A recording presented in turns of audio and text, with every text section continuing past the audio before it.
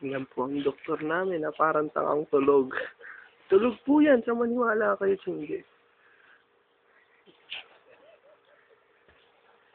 Ayan po, adik po yan sa sigarilyo. Yan ang nangyayari sa mga adik sa sigarilyo. Ayan po. Ayan po, ayan po.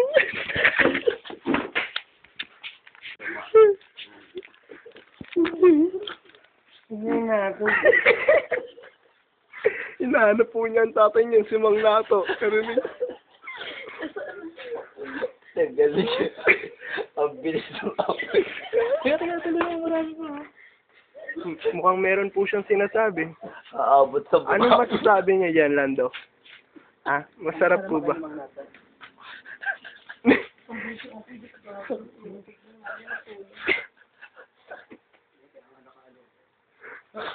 Okay naman po ba ang lasa ng yosin nyo? Mayonnaise, no? Okay na, stop ko na, pre. Baka mo.